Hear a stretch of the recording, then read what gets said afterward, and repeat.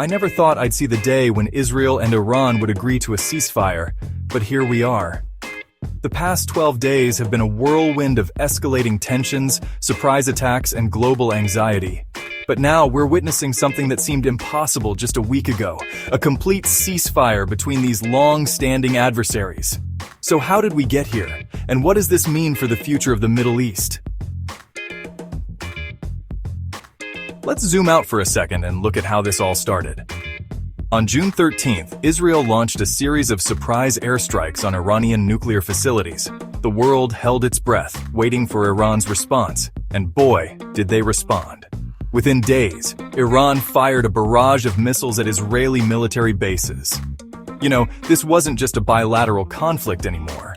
The United States, Israel's closest ally, got pulled into the fray. The tension in the White House Situation Room must have been palpable as reports came in of Iranian missiles heading towards U.S. bases in the region. The U.S. retaliated with its own airstrikes on Iranian targets. For a moment, it seemed like we were on the brink of a full-scale war in the Middle East. But then, something unexpected happened. On June 23rd, just 12 days after the conflict began, U.S. President Donald Trump announced a complete and total ceasefire.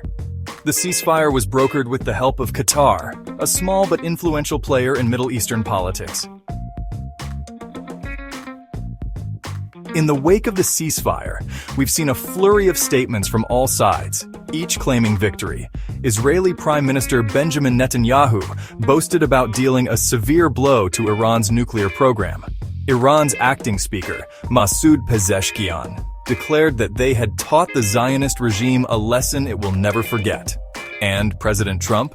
Well, he took credit for brokering the deal of the century.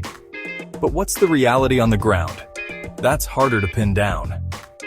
The damage to Iran's nuclear facilities is disputed, with assessments ranging from minimal to significant setbacks.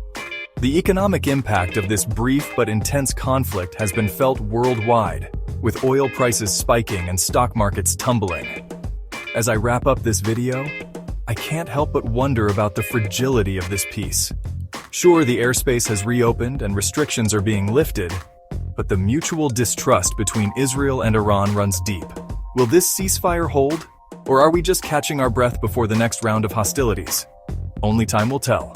But for now, let's hope that cooler heads prevail and that this unexpected truce can pave the way for more lasting peace in the region.